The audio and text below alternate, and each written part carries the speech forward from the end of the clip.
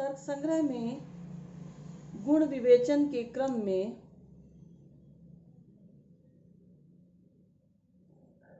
पूर्व के व्याख्यानों में हमने रूप, रस, गंध, स्पर्श के विषय में पढ़ा। आज हम संख्या, परिमाण, पृथकत्व, संयोग और विभाग के विषय में पढ़ेंगे। और आपको पता ही है, और पुनः याद करा दूं कि तर्क संग्रहकार ने 24 गुण माने हैं। न्याय वैशेषिक संप्रदाय गुणों की संख्या 24 मानता है। तो संख्या के विषय में तर्क संग्रहकार कहते हैं, एकत्वादि व्यवहार हेतु संख्या सा नवद्रव्य वृत्ति एकत्वादि परार्ध पर्यंता एकत्वं नित्यगतं नित्यं च नित्यगतं नित्यं अनित्यगतं अनित्यं द्वित्वादिकं तु सर्वत्र अनित्यम एव। कहा कि एकत्वादि व्यवहार हेतु जो है 1, 2, 3, 4 इत्यादि जो संख्याओं का व्यवहार किया जाता है, ये संख्या है। सा नवद्रव्य वृत्ति, वह 9 द्रव्यों में है। जैसे ही आप कहते हैं कि द्रव्य 9 है, इसका मतलब उनमें संख्या है। आप कहेंगे कि प्रथम द्रव्य पृथ्वी है, दूसरा जल है, तो ऐसा कहते ही जो प्रथम और द्वितीय इत्यादि शब्दों का प्रयोग करेंगे तो संख्या के विषय में ही होगा।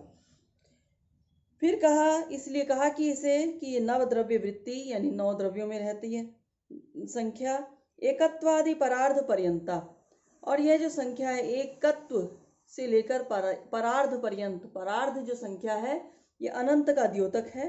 तो जो सबसे बड़ी संख्या है उसका नाम संस्कृत में प्राचीन आचार्यों ने परार्ध रखा है। उसके बारे में यहाँ कहा है कि एक यहाँ से प्रारंभ होता है तो परार्ध तक संख्या चलती है।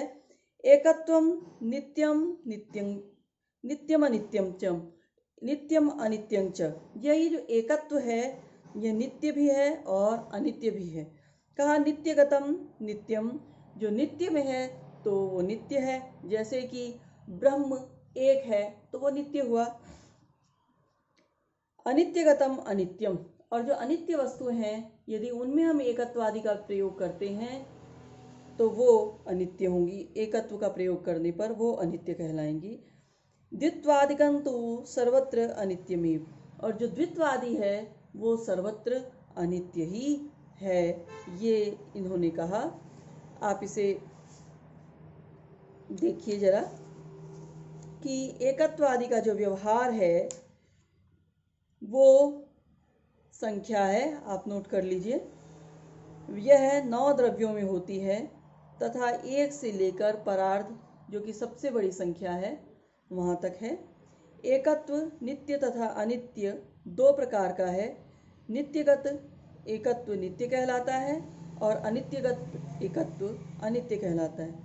द्वित्वादि तो सर्वत्र अनित्य ही हैं, ये यहाँ पर कहा गया है। परिमाण देखिए,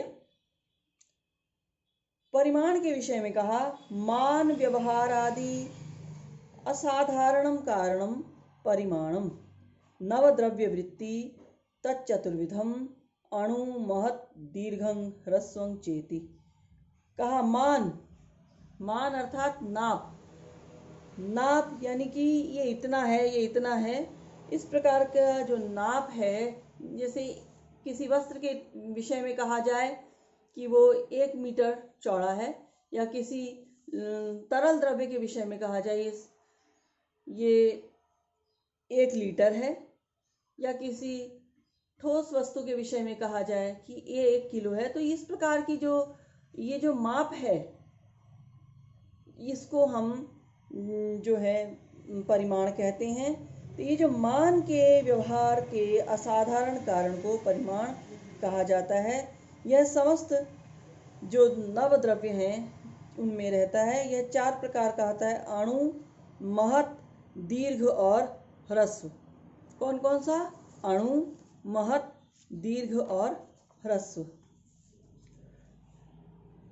इयत्ता का अर्थ है परिमाण, और इयत्ता यानी नाप, नाप और इसी को परिमाण कहते हैं, जो सभी द्रव्यों में रहता है तथा इसके चार प्रभेद अणुत्व, महत्व, दीर्घत्व और ह्रस्वत्व परस्पर तुलनात्मक और सापेक्ष होते हैं।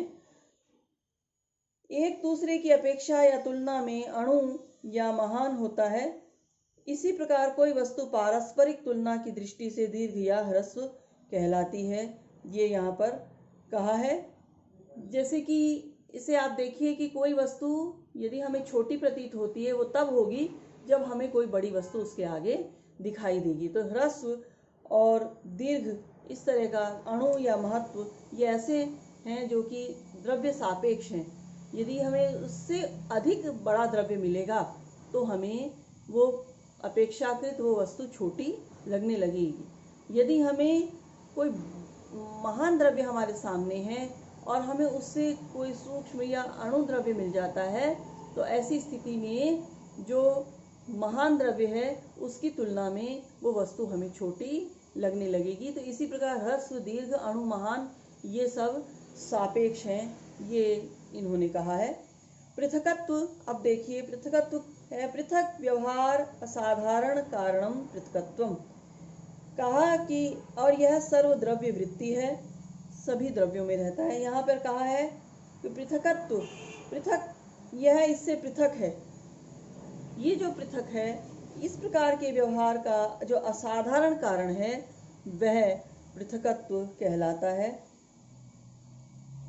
यह सभी द्रव्यों में रहता है, वह इससे संयुक्त है, यह जो है संयोग कहलाता है। अब संयोग जो है इसके विषय में भी बताया है कि संयुक्त व्यवहार हेतु संयोगः सर्वद्रव्य वृत्ति। तो ये पृथकत्व और संयोग परस्पर विपरीत हैं, लेकिन पृथकत्व जो है ये पृथक्करण के व्यवहार का हेतु है और संयोग जो है जोड़ने के, संयुक्त करने के व्यवहार का हेतु है। तो वह इससे संयुक्त है, इस प्रकार के असाधारण कारण को संयोग कहते हैं और यह भी सभी द्रव्यों में रहता है। तो इस प्रकार आप देख रहे हैं कि पृथकत्व एक स्वतंत्र गुण है, इसे संयोग का अभाव नहीं कह सकते और यह सभी द्रव्यों में वर्तमान होता है। संयोग नाम गुण जो है अव्याप्य वृत्ति होता है, अर्थात यह कभी भी अपने पूर्ण आश्रय को व्याप्त नहीं करता है। ये यहाँ पर कहा, एक शब्द है संयोग के लिए कि अव्याप्य वृत्ति, अर्थात ये अपने आश्रय को पूर्ण रूप से व्याप्त नहीं करता है। ये संयोग का विशेषता बताई है। अब हम बात करते हैं विभाग की। संयोग नाशको गुणों विभागः सर्वद्रव्य वृत्ति। कहा कि संयोग के नाशक गुण को विभाग कहते हैं और यह सभी द्रव्यों में रहता है। संयोग नाशकत्व विशिष्ट गुण, यह विभाग का लक्षणकारों ने बताया है। संयोग नाशकत्व तथा गुणत्व दोनों समान अधिकरण विभाग में रहते हैं। यह संयोग का नाशक होता हुआ भी एक गुण है। विभाग के लक्षण में यदि विशेषणांश मात्र का निवेश किया जाएगा, केवल इतना कहा जाएगा संयोग नाशको, तो क्या होगा? क्रिया के भी संयोग का नाशक होने के कारण क्रिया के विभाग में लक्षण की अतिव्याप्ति हो जाएगी। इसलिए यहाँ पर लक्षण में कहा संयोग नाशको गुणों विभाग, गुण शब्द का प्रयोग किया है लक्षण में, जिससे कि क्रिया में इस लक्षण की अतिव्याप्ति नहीं हो। ये अतः इस दोष के निवारण के लिए गुणत्व इस विशेष्यांश का भी लक्षण में सन्निवेश किया गया है। इसीलिए तर्कसंग्रहकार ने कहा संयोग नाशको गुणों विभाग, केवल संयोग नाशकः विभाग न कह करके संयोग नाशको गुणों विभागः ऐसा कहा है। तो इस प्रकार से संख्या, परिमाण, पृथकत्व, संयोग और विभाग, ये गुण विवेचन 24 जो गुण विवेचन हैं उस श्रृंखला में आज इन 5 गुणों का विवेचन किया गया और इनको तैयार कर लीजिए, याद कर लीजिए। अगले गुणों का विवेचन अगली कक्षा में किया जाएगा। धन्यवाद।